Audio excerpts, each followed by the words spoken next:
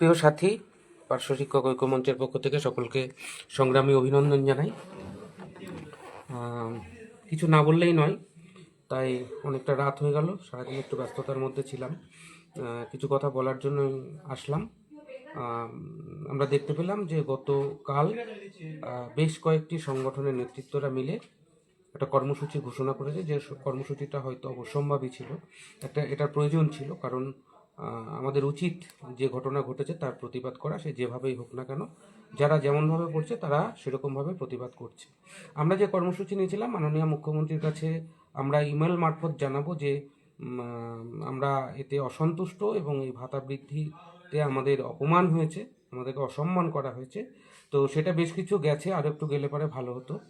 তো যাই হোক, যে কজন গেছে ঠিক আছে, আরও যদি পারেন কেউ দেবেন। কিছুক্ষণ আগে একজন ফোন করেছিলেন আমাকে, তিনি বললেন যে তিনিও লিখবেন, এবং তিনি বর্তমানে একজন শাসক দল ঘনিষ্ঠ নেতৃত্ব বটে, তো তিনিও লিখবেন।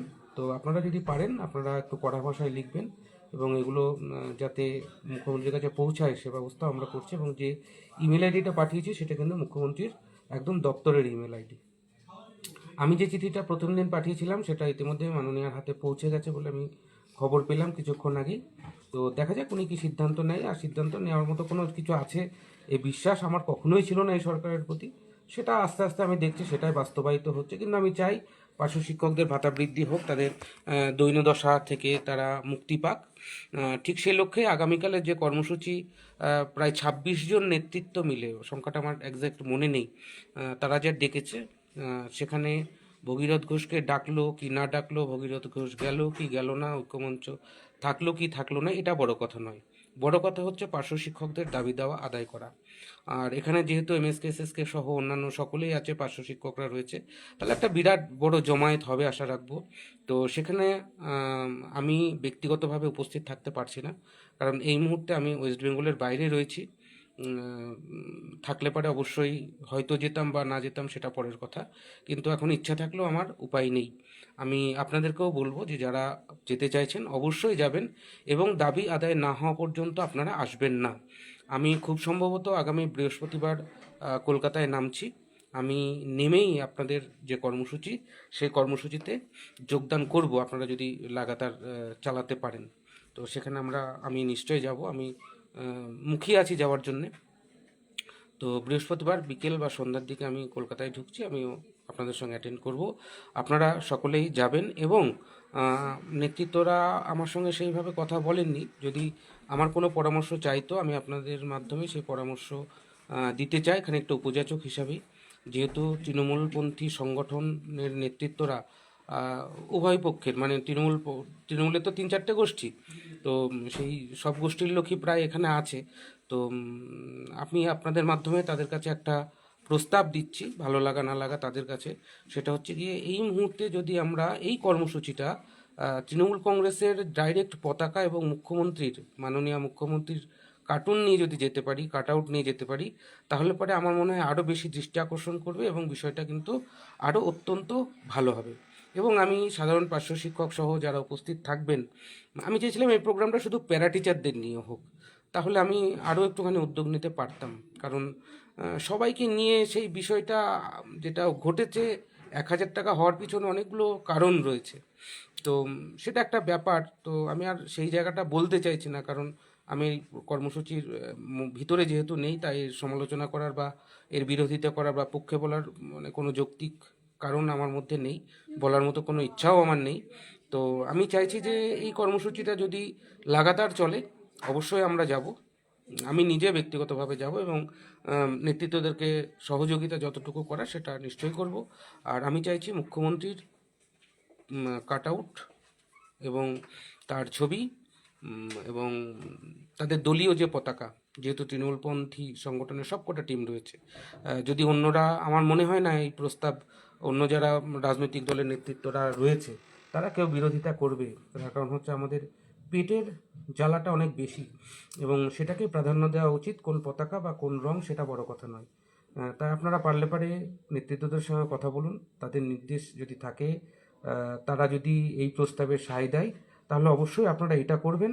আর দাবি আদায় না হওয়া পর্যন্ত উঠবেন না, কারণ ইতিপূর্বে সদর্থক আলোচনা অনেকবার হয়েছে, আগামীকালও হয়তো ওরকম একটা সদর্থক আলোচনা হবে। আমি চাই না কোনো সদর্থক আলোচনা হোক, সদর্থক পদক্ষেপ হোক, এবং সেই পদক্ষেপ যতক্ষণ পর্যন্ত না দাবি আদায় হবে ততক্ষণ পর্যন্ত চলতে থাকুক। আমরা সম্পূর্ণ সাপোর্ট এই কর্মসূচিকে দেব। ইতিপূর্বে যে কর্মসূচিগুলো হয়েছে সেখানেও সাপোর্ট দিয়েছি, এটা তো আরও বেশি সাপোর্ট দেবো, কিন্তু এটা লাগাতার চালাতে হবে। এবং তৃণমূলের পতাকা ওখানে পুঁতুক, ওখানে গিয়ে তৃণমূল কংগ্রেসের পতাকা পুঁতুক, যদি সেই পতাকার পাশে আমাকে দাঁড়াতে হয় আমি হাসি মুখে দাঁড়াবো, আমার কোনো আপত্তি, কোনো অসুবিধা নেই। নেক্সট যে বিষয়টা সেটা হচ্ছে, আমরা আরও একটা কর্মসূচি নিয়েছি, যদিও আমার আজকে এই কর্মসূচিটা ঘোষণা করা উচিত নয়, কিন্তু যেহেতু সময়টা খুব কম তাই আমি ঘোষণা করছি। আগামী 14 তারিখ বেলা 1টার সময় কলকাতার স্প্রিং ক্লাবে আমাদের কেন্দ্রীয় শিক্ষামন্ত্রী ধর্মেন্দ্র প্রসাদজি আসছেন। তো সেখানে আমাদেরকে যাওয়ার জন্য বলেছেন। আপনারা যদি কেউ যেতে চান আমার সঙ্গে যোগাযোগ করবেন। একটা গুগল ফর্ম ফিল আপ করতে হবে, সেই গুগল ফর্ম ফিল আপের উপর আইডেন্টি কার্ড তৈরি হবে এবং সেই মতো আমাদেরকে ওখানে প্রবেশাধিকার দেবে।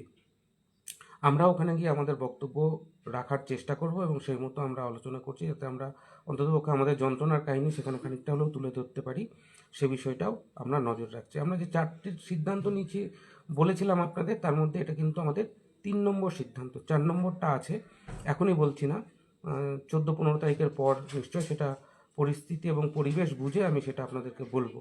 তো আপনারা যদি কেউ ধর্মেন্দ্র প্রসাদজির ওই কর্মসূচিতে যেতে চান, আপনারা যে কেউ যেতে পারেন। কলকাতা সারাউন্ডিংয়ের হলে বেশি ভালো হয়, কারণ যাতায়াতের সুবিধা হবে।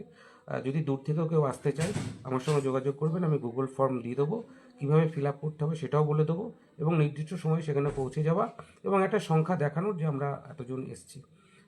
কোনো রাজনৈতিক দলের কোনো ব্যক্তি হিসাবে নয়, বা কোনো রাজনৈতিক দলকে সমর্থন করতে যাচ্ছি সেটাও ঠিক নয়। একদম কেন্দ্রীয় শিক্ষামন্ত্রী এবং শিক্ষা দপ্তরের মন্ত্রী, সেই হিসাবেই আমরা তার কাছে গিয়ে কয়েকটা প্রশ্ন করার যদি সুযোগ পাই সে প্রশ্নটা অবশ্যই করবো, এবং আশা করছি সেটা পারবো, এবং ওনার সঙ্গে একটা ছোট বৈঠকও আমরা সুযোগ পেলেও পেতে পারি, যদি ওটা কনফার্ম নয়। তো আপনারা যদি যারা যাবেন তারা অবশ্যই এই বিষয়টা আমার সঙ্গে যোগাযোগ করবেন। কোনো খরচা লাগবে না, শুধু যাতায়াত খরচটাই লাগছে, কোনো ডেডিকেট ফি বা অন্য কিছু লাগছে না। সেখানেও যদি আমরা একটা সংখ্যা দেখাতে পারি 500 বা 200 বা 100, তাহলে সেটা আমাদের দিক থেকে অত্যন্ত পজিটিভ হবে। এবং সমস্ত রাজনৈতিক দলের যে নির্বাচনী ইস্তাহার হবে, নির্বাচনের ঘণ্টা তো বেজে গেছে, সেখানে যাতে পার্শ্ব শিক্ষকদের দাবির কথা উল্লেখ থাকে সে বিষয় নিয়েও আমরা পদক্ষেপ নিচ্ছি, এবং সমস্ত রাজনৈতিক দলের কাছে আমরা সেই আবেদন রাখব। এবং সরকারের যেই আসুক না কেন, যেই থাকুক না কেন, তারা যেন ক্ষমতায় এসে আমাদের দাবির কথা তারা মনে রাখেন। আমরা মমতা ব্যানার্জির কাছেও লিখব আমাদের দাবির কথা, তাদের নির্বাচনী ইস্তাহারেও যাতে তিনি রাখেন, সে বিষয়ে আমরা অনুরোধ করব। যাই হোক বন্ধুরা, আপনাদের সকলকে অনুরোধ করব, আপনারা আগামীকালের কর্মসূচিতে যারা পারবেন তারা অবশ্যই যাবেন। আমার এই কর্মসূচি সম্পর্কে এক চুল বিরোধিতা নেই। আপনারা অনেকেই ফোন করেছেন আমাকে আসার জন্য রিকোয়েস্ট করেছেন অনেকে, অবশ্যই তারা নেতৃত্ব নয়, একদম সাধারণ পার্শ্ব শিক্ষকদের তরফ থেকেও আবেদন এসছে। আমি তাদের কাছে, সকলের কাছে ক্ষমা প্রার্থী যে আমি পৌঁছতে পারছি না। আর আমি এই লাইভটা করছি, আপনাদেরকে বলছি, মানে জাস্ট জানানোর জন্যই বলছি। এই মুহূর্তে আমি আছি হচ্ছে বেঙ্গালোর মণিপাল হসপিটালের 5th ফ্লোরে। এই চেয়ারটা তাদেরই, এই কোনাটায় পড়েছিল, এটাই বসে আমি লাইভটা করছি। আপনাদের আগামীকালের যে কর্মসূচি সেটা সফল হোক, পার্শ্ব শিক্ষকদের দীর্ঘদিনের যে জীবন যন্ত্রণা সেখান থেকে মুক্তি পাক, সে যার হাত ধরেই হোক আসুক, ক্রেডিটের কোনো কিছু নেই আমার। আমি চাই আগামীকালের কর্মসূচির মধ্যে দিয়েই পার্শ্ব শিক্ষকদের দীর্ঘদিনের যে জীবন যন্ত্রণা সেটা থেকে যেন আমরা সবাই মুক্তি পাই, কারণ এই কর্মসূচি থেকে কিছু পেলে আমিও পাবো, আপনিও পাবেন, সকলেই পাবো। অতএব বিরোধিতার কিছু নেই। আমাকে বললো কি বললো না, আমি গেলাম কি গেলাম না, এটা বড় কথা নয়। বড় কথা হচ্ছে একটাই, সেটা হচ্ছে আমাদের দাবি আদায়। সকলে ভালো থাকবেন, সুস্থ থাকবেন, ধন্যবাদ।